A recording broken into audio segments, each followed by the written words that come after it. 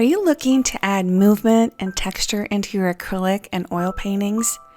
In today's video, I'll demonstrate how to use spoons and palette knives on this large sunflower painting and create a fantastic low-relief sculpture effect in paint, as well as a sense of movement. Hello art family, it's Dena Tollefson and I am so glad that you're here. So you may have seen me paint the underpainting of this painting on a previous video where I demonstrated how to blend your acrylic paints in optical blending and mechanical blending. You can see here I'm painting with a spoon and applying thick slabs of acrylic paint.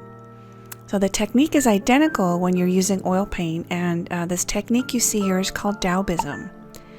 This painting is a stretched cotton canvas and is 36 inches tall and 46 inches wide.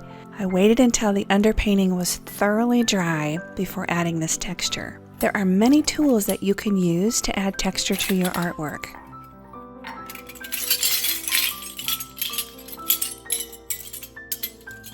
You can use painting knives, palette knives, spoons, cotton buds,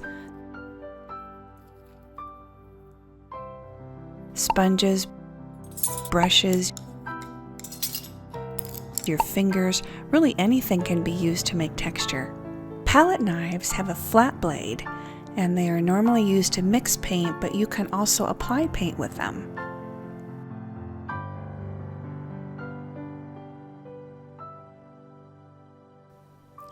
Painting knives have this hooked edge. So do you see that hooked edge when you look from the side?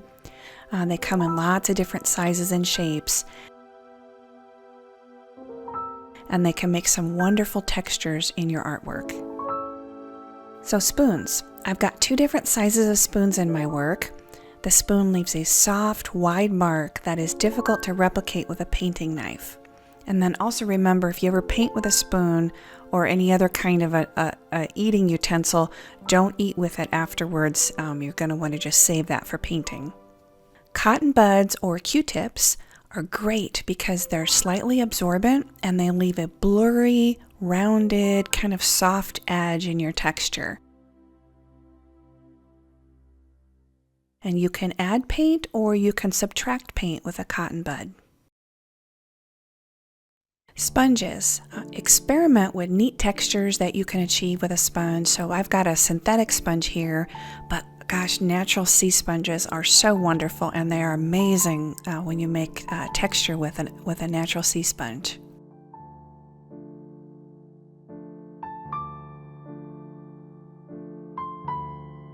So do you remember finger painting as a child? Well, your fingers are great tools when you're older too.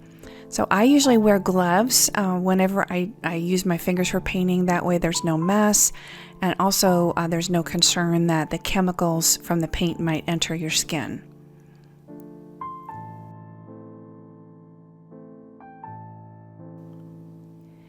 Paintbrush bristle. So when you apply your paint thickly and use a stiff bristled brush, it can leave wonderful texture in your work.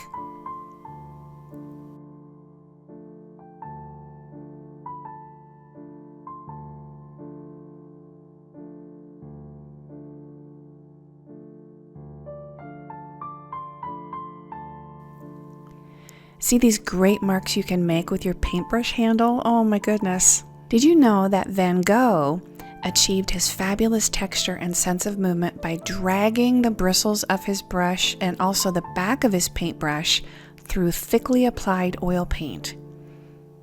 So here are some public domain photos of his work, and I am so inspired by his colors, his texture, and his sense of movement. Here you can see painting knives and palette knives in action on my painting. I like to use painting knives and palette knives and spoons in all different sizes to get both a sense of texture and a sense of movement. I love this idea that the colors are staying separate and catching the light when you move across the canvas. I'm also rotating the canvas during the painting process to make sure that the painting feels balanced. The strokes of paint are arranged in a symmetrical way. So let me know in the comments if you find that rotating your work helps you when you're either painting or you're drawing. Getting a variety of marks on the canvas gives more variety, and you may also find in your own work that you might like to vary your brush strokes or vary your knife work, or you might find that you like the effect of having them all the same. If you choose to have them all the same, that can also create a very neat effect of a conformity or a uniformity in your work. How you choose, what size of marks you choose, what size of brush strokes you make, if they're all a little different, if they're all the same, that is something that's going to be unique to you, and it's part of your identity as an artist.